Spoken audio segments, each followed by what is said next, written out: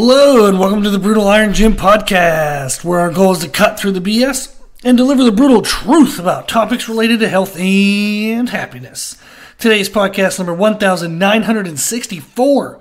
The topic is trainer education, and the title is Programming Adjustments When Peaking for a Powerlifting Meet. I just met with a business client, and we were talking about this concept, and as it turns out, I have 3 clients competing. Not this upcoming weekend, but the weekend after that. So I think it's March 23rd on a Saturday. So I have 3 of them competing, and I actually used them as examples for the business client this morning when we were talking about what we would do to peak somebody for their best strength for a specific day. So the clients, one is an IFBB pro. They have an elite total in 2 different weight classes, and we're just working to keep crushing things and keep pushing. The other one is in their early 20s. They're approaching an elite total. They have a 600 plus pound squat and deadlift, soon to be a 700 pound deadlift. And their like kind of quote unquote weakness would be is their bench press is kind of slow to develop to balance the other lifts. But we've been doing great on that. They're bench pressing, I think they're going to be probably in the mid, like maybe 320s, 330s now. So that's going to be really good. They're going to put together a good total, likely over 1,600. And then the third person is in the military, and they had 8 years off and a really bad shoulder injury. So we're working to kind of come back from that. And they are currently at an 8 times body weight total. So they're going to do great. So they're likely going to hit their elite total. So I'm really excited. These are awesome clients, very fun people to work with. They will do absolutely anything and everything I ask them to. And I love it because I also get input from them, and it's just a nice learning experience for everybody. It's also fun because these 3 people are programmed differently. The military guy does jiu-jitsu and has an explosive nature. He is just incredibly fast, incredibly aggressive. If you were to blindfold him and tell him, you don't know what the weight on the bar is, I just want you to move it, he will move it with 1,000,000% intensity and with no expectation of getting hurt or not getting it. I mean, he just, good God. I love it. I love it. I love it. I love it. He will just do anything. One of the other ones, they move a little slower, so we have had to work on kind of explosiveness in the sense of having controlled positioning while being explosive. It's not in their nature to be super fast, but we're working on it. We're doing great. And the other one, just crazy busy, 1,000,001 things going on, and we do our training kind of in the gaps of everything else, but yet it works great. That's one of the beautiful things about powerlifting is the workouts can be 30, 40 minutes long. They can be 3 hours if you wanted them to. So these clients, like the one client, they do a 20-minute kind of morning session on Monday, Tuesday, Thursday, Friday, and then they have a daytime session on Monday, Tuesday, Thursday, Friday. That's about probably around 40-ish minutes. So they have theirs broken up. It's like 20 minutes in the morning, 40 minutes midday on Monday, Tuesday, Thursday, and Friday. Wednesday, just eat healthy, be active. Thursday, Saturday and Sunday, eat healthy, be active. The other client, they do probably an hour and a half. They're a little bit longer in the workouts. And they're going to be Mondays, Wednesdays, Fridays, and Saturdays. Then the other client does probably about an hour to an hour and a half, but just 3 times a week. And it's whenever the hell he can fit it in. So there's a little bit of background into like the volume that they're training with, but yet all 3 are successful. We've been able to accomplish all of their goals. Like the 2 male clients, well, actually all 3 clients have lost weight. The one client, we went from, I think they lost 20-ish pounds to get down to ideal weight, and actually still went up in their total, their powerlifting total. The other client, we've gone from 195 down to 165, and they're actually stronger. That's the one that's in the military, so he lost 30 pounds, but is even stronger than where he was before. So that's awesome. And we rehabbed an injury while losing 30 pounds. The other one, we've lost, I think roughly 10-ish pounds, but coming back from a pregnancy. So that was awesome. She has 6 kids, and kind of rebuilding the core strength, rebuilding all the muscle tissue that might have been lost in those pregnancies. But it's pretty awesome to know that all of the people have been able to train in a way that fits their schedule. They've been able to lose weight as needed to optimize their body composition and also recover and rehab issues. So the one client had a bad shoulder injury, the one's coming back from pregnancy, the other one had a hip issue that was flared up whenever we first started working together, and for the most part, I think we've crushed that. I actually forgot to even be asking him about that in the last couple of weeks, so that's been totally fine. So overall, everything is going well for each of these clients, and we'll continue to see what happens here in almost a little short of 2 weeks. Now, with their programming, the adjustments that I would typically make is roughly about 3 to 4 weeks ahead of the meet. And it's a little different because of scheduling differences, and maybe somebody's going on vacation, they're come back from vacation, and we want to have an extra week of getting them back into the swing of things, or they have to leave and do something crazy for work, so we do it a little early. But usually 3 to 4 weeks ahead of the meet, I'll have them do like a 9 RPE, maybe a 9.5 if you get into like the fractions there, but like a 9 RPE attempt on squat, bench, and deadlift all within the same week, or usually within a training week. So maybe the client who does like Monday, Wednesday, Friday, Saturday, I might have them lift really heavy on the Friday, then the Monday, then the Wednesday. But it's all usually within a training week, or a calendar week, I guess you'd say. So I have them do 9 RPE, so they'll work up to something that we're 99.9% sure they're going to get it. We don't know how pretty it's going to be, but we know it's not going to be hideously awful, and they're borderline of whether they could or could not get it. What this means is, as we've been progressing in our training, maybe they're at a new level of strength. So maybe in a past meet, they benched, and I'm going to use pounds even though powerlifting is kilograms, just because it's easier for us to kind of mentally track. Well, easier for the Americans to mentally track what I'm saying here. Let's say they lifted 300 pounds in a previous meet. And in our training, they've gotten back up to, they did like a 280 super clean, 290 super clean. They even hit a 300 super clean. And now we're like, hey, that was about 8 weeks before the meet. I wonder what they're going to be at now. I would go ahead and go above that known PR. Maybe have them try 305, 310. Assuming that the 300 was super clean. I'm not going to hold them back from something that, if they went full send, they went 10 RPE, maybe they could get 315, 320. So instead, we'll just try 305, 310. So we're trying something a little under an all-out max.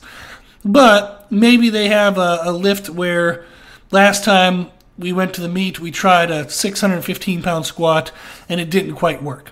This time in training, we're feeling okay-ish at like a 585, but we had some hip issues. They had some scheduling conflicts.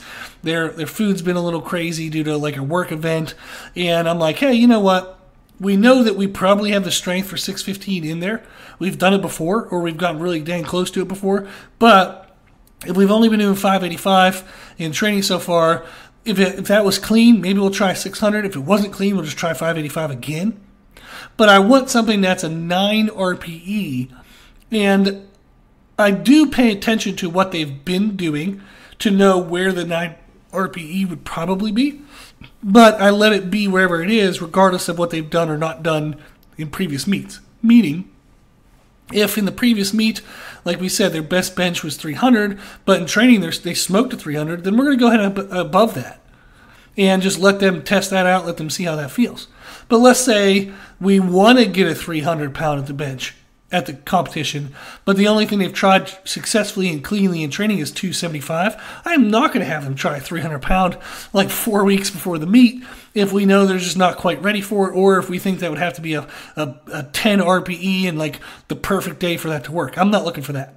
So I wouldn't force them to try to lift what I hope they can do at the meet. When we're 3 to 4 weeks out from the meet, We want to lift what we believe we can do cleanly at that time. So 9 RPE at that time, regardless of what we're hoping to hit at the meet. So if they've only been working up and prepared for, say 500 pounds, but you want to hit 550 at the meet, too bad. Like, you're not doing 550 right now.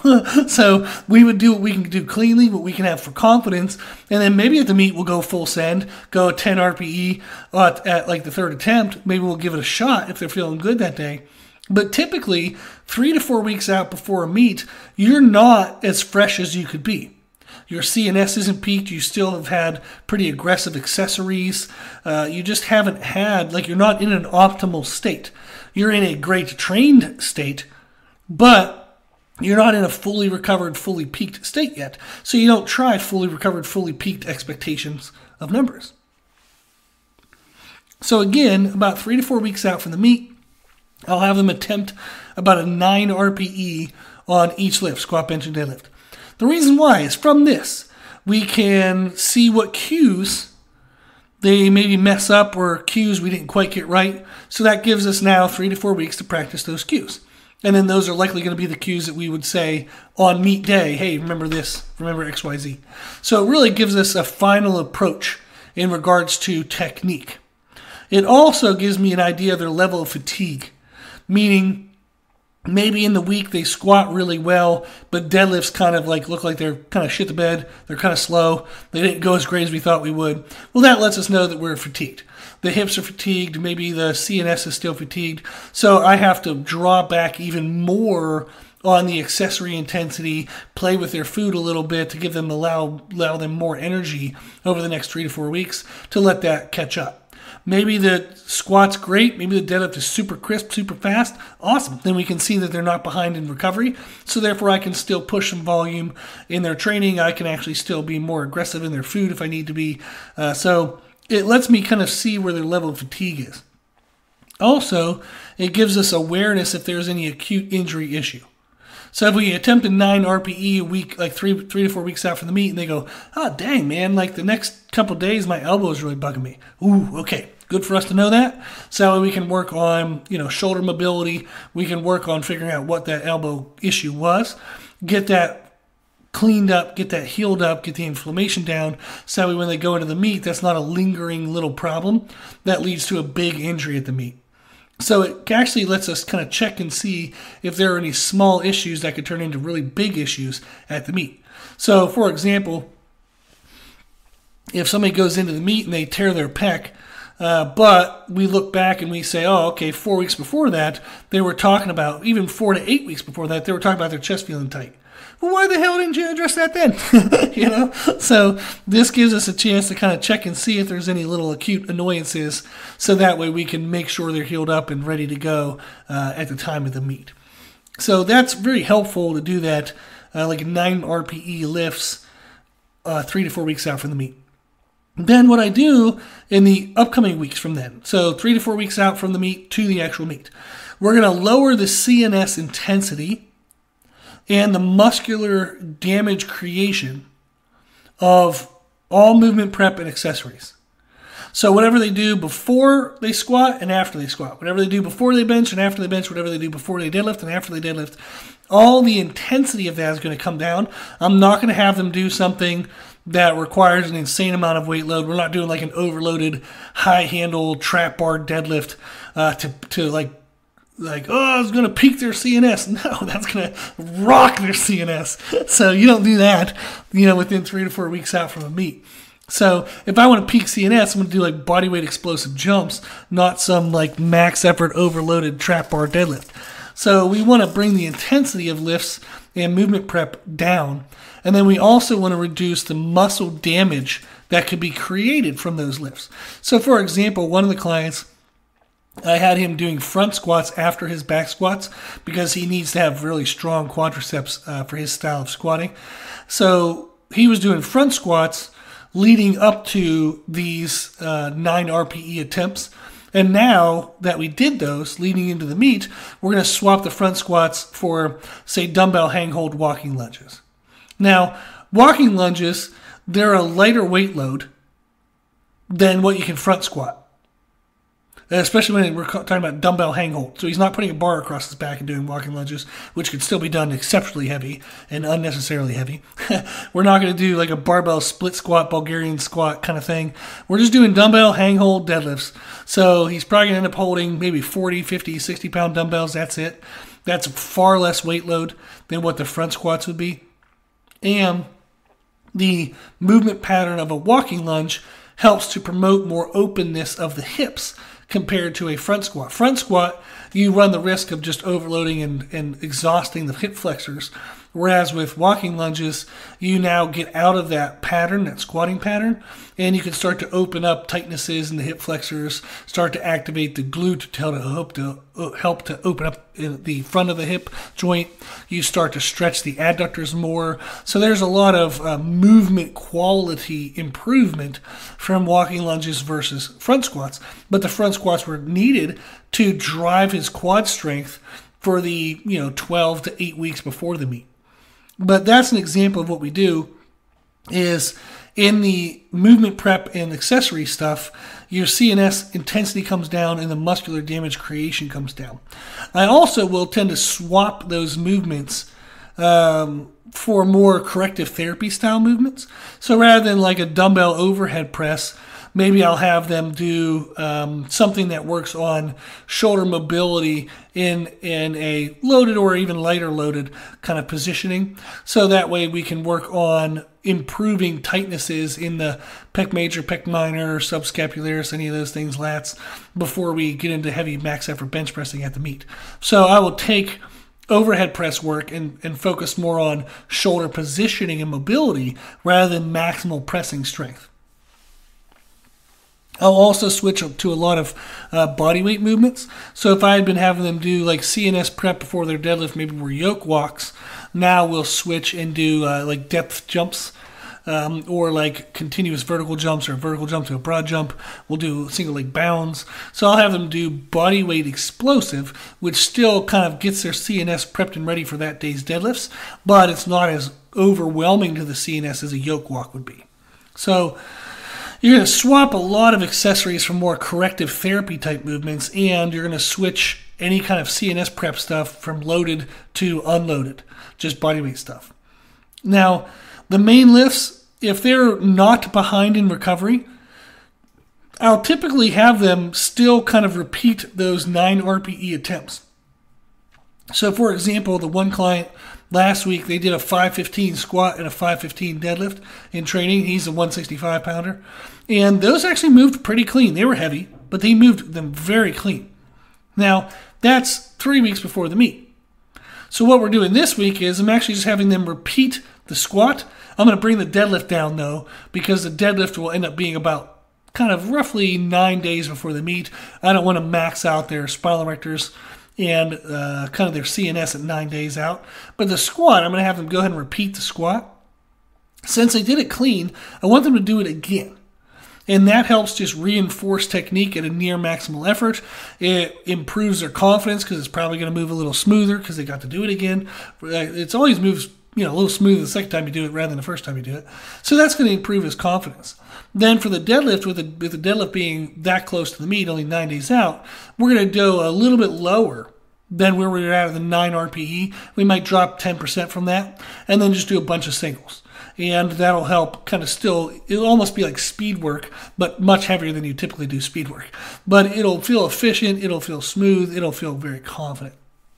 Whereas, say we tested the top lifts at 4 weeks out for the meet, and now I have 3 weeks to the meet, I would still have him probably repeat that 515 deadlift because now we're at, oh gosh, what would that be? 7, 14, 16 days from the meet. So no worries there for lower back fatigue.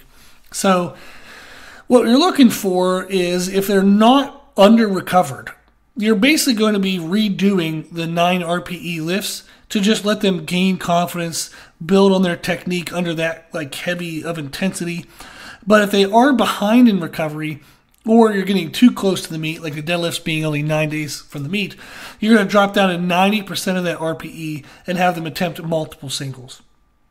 It gives the same benefits for allowing a repeated technique challenge and building confidence. But if you know they're under recovered, meaning their body's ability is lessened than maximum, then you don't want them lifting maximum weights. You want them to you want to bring the weights down to match where the body is. What that does is that allows for a decreased recovery deficit created, so therefore they can actually catch up on recovery. So you're not trying to bury them further behind in recovery if you think they're already behind.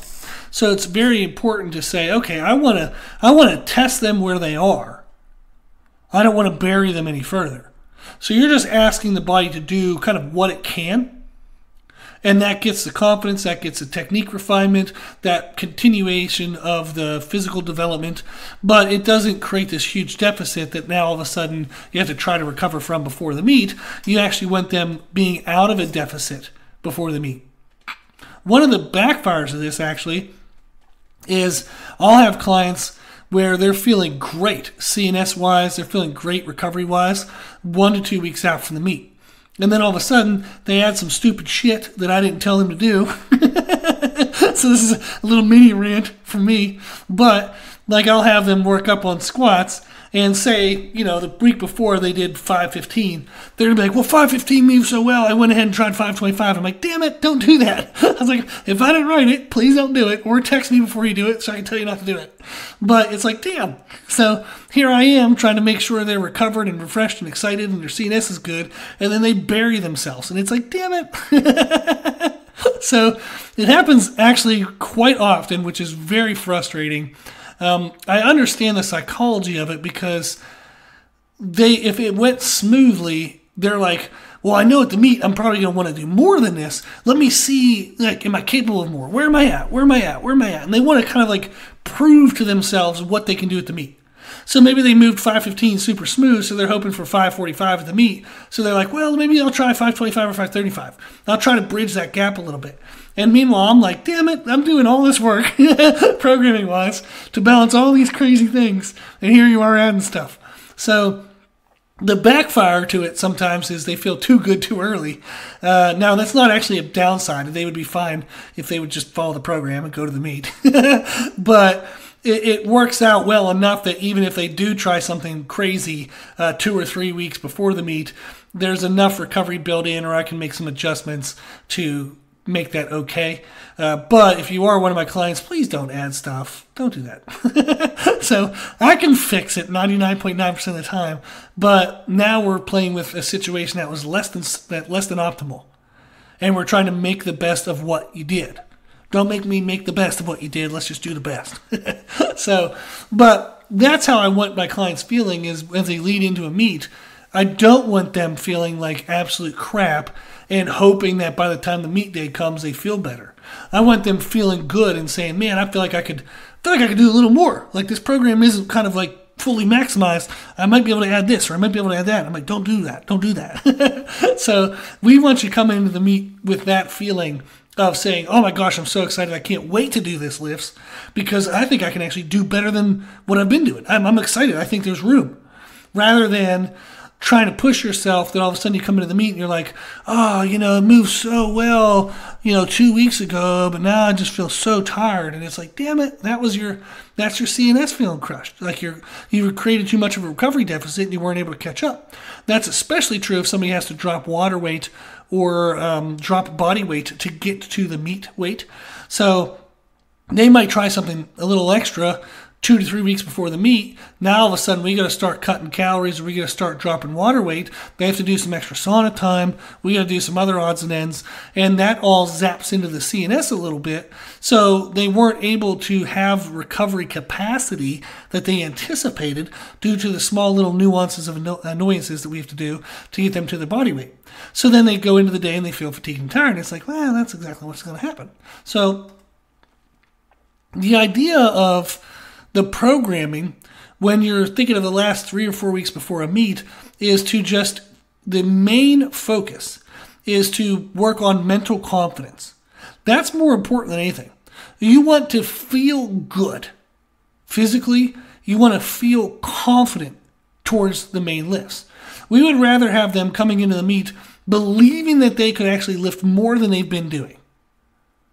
saying, like coming into the meet going, I feel great now, geez, I'm trying like 30, 40, 50 pounds heavier than I've been doing in training. Ooh, I hope it goes well. I hope I can do this. But they feel good, right? Rather than them coming into the meet saying, well, I was able to get my second attempt 4 weeks ago, but I feel like absolute shit. I don't even know if I can do it today. That's not good. So don't worry about trying to hit a certain weight before the meet. You want to feel good about the weights you've been hitting. And then at the meet, you could try something a little extra. That 9 RPE that we had like 3 to 4 weeks before the meet, maybe we make that the opener, or maybe we make a small percentage under that, like 2.5% under that, the opener. So then all of a sudden they go out there, they hit the opener, and they feel confident because they've already done that in training. Then the second attempt is a little bit above that, and they go, oh, hey, that was really good. It was heavy, but felt good. And then on the third one, we try something a little fun, see what happens. Now, their connective tissues are going to be totally fine because we've been building it up through the total volume and intensity of the entire program leading into the meet. So we only dropped the intensity of the accessories the last 3 or 4 weeks. That's not enough time to where the integrity of the connective tissue would downgrade or degrade or anything like that. So they're still going to have very safe, very strong connective tissues. So on the meet day, if we try something 10% more than we've been doing, 5 to 10% more than we've been doing in training, they'll be fine. They're going to be fine, no injury concerns, all good. Because if you remember, we've been doing 9 RPE lifts, meaning we've always been training a little under what they really truly could possibly do. So that means we don't have an accumulated micro tears in their connective tissue beyond what their body's been able to maintain and or recover from. So they're not coming into the meet 5 pounds away from ripping something off the bone. And this is extremely helpful and very important to control. Now, especially if somebody's taking extra supplementation, wink, wink kind of supplementation, because they'll go into the meet and or in their training and they've been overreaching. They've been overreaching the connective tissue due to the drug aid.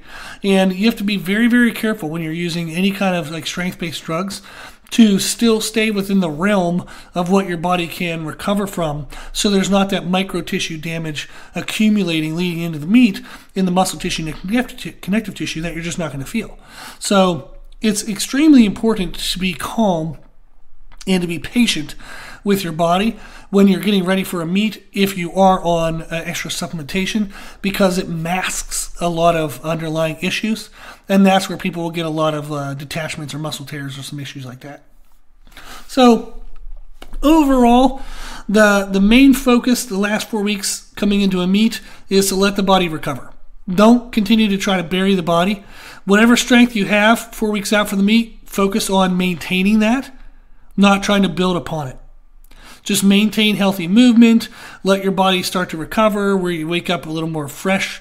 You're not waking up dead tired every day where you have to dump caffeine in your face immediately. We want to start getting a little more sleep. You want to make sure your food has been dialed in. If it hasn't been, gosh, you definitely should be. The last 4 weeks, you want to be very consistent with your protein, consistent with your calories, consistent with your hydration. So that way the last week you can kind of water manipulate or carb manipulate if you need to adjust body weight, but you're not coming into that last week already under recovered. You want to be fully recovered. The body's feeling great. Like I said, a week or two before the meet, you should feel like in training, you want to add work. You're like, oh man, I think I can add a squat, or I can add this, or I can add that. Don't, but that's the feeling you want, is that you feel refreshed, you feel ready, you feel excited that you could actually be doing more if you needed to. Your programming shouldn't be pushing you to the max where you barely finish everything and you're dead tired when you get home. You're dead tired in the morning. You just, you're too tired to even eat during the day. We want to feel a little more refreshed than that. We want to feel kind of excited and ready to go rather than feeling beat up. Okay, I know this was probably more conceptual than giving you specific exercises, specific numbers or anything, but I wanted to stay at this level because as a trainer, this is a trainer education post, so as a trainer of other people or a trainer of yourself, it's helpful to learn concepts and then learn the specifics of how to apply those. The reason why is because the specifics for one person aren't the same for each. So again, I'm referencing the 3 people I have competing in week and a half or so. None of their programs are the same. they're not even structured the same. So the one person does two a day workouts, Monday, Tuesday, Thursday, Friday. The other one does full 1 hour and a half kind of workouts, Monday, Wednesday, Friday, Saturday. The other one only does 3 days a week, and I don't even care what days they are. So you can't get into specifics, because as you start to work with more people, even as you develop in strength, the strength that you have, the way you train yourself to get to like a 6 times body weight total will be different than it takes to get to a 7 or an 8 times body weight total. As your body develops, as certain things progress faster than other things, as your life changes. Maybe you start while you're in college and now you're still going, but you have a full-time job. Maybe you started before having a significant other in your life, but now you do have a significant other in your life. There's a lot of things that change over time. So it's important to understand the concepts behind the programming, so that way you can change the specifics to meet the individual needs. If you only learn specifics, you'll never actually be that good of a trainer, because you're going to try to jam everyone into, like you're trying to fit everybody into that, like square peg in a round hole kind of thing. If you only learn the round hole and you're trying to jam every shape and every person you get into that round hole, it's going to work for some and it is absolutely not going to work for others. So it's better to learn how to shape the programming to the person than to try to force the person to the program, right? So hopefully this was helpful. If this was something that was interesting and you want to learn anything more, if you have any extra questions, just go to our website, www.brutalirongym.com. On the bottom of the homepage is a contact form. You can send me any questions you have, any requests you want for podcasts, anything you need. Anytime you want to get in touch, the website would be a great place to do that. So I hope this was helpful. If you need anything else, if you're ever interested in me writing your programming, you can learn about the services we have on the website. I love this stuff, and I would absolutely be happy to work with anybody. But I hope that you can learn a lot through these podcasts that, if financially that's not a possibility, I want you to still be able to make progress and love your life and work towards your dreams and goals. If you have the financial ability to hire a coach, I would hope that you feel confident with me, but hire anybody that you think, matches you and they seem to know what they're doing, but in a sense of they know how to do it for individuals, not just their way or the highway kind of approach. Okay. If you need anything, go to the website, reach out from there. If you like the information, if you like the podcast, make sure you share the podcast. And also, if you like the podcast, you can consider donating to support the podcast. It does have a high yearly cost to host this and do all these things. So I appreciate those who do donate to help cover some of that. So I genuinely appreciate the donations. They significantly help. They literally 100% go right back to the fees and all that stuff. So I appreciate any donations anybody's willing to give. And you can do that on the website. And then if you like the information we share in the podcast, you can always find more from us on our social media channels. I post pretty much every day on Instagram, and I'm starting to post at least 3 videos a week on YouTube. So there's more information and different stuff than what we cover in the podcasts on Instagram and YouTube. And you can find us under both platforms under the name Brutal Iron Gym. As always, I hope this was helpful, and thank you for listening.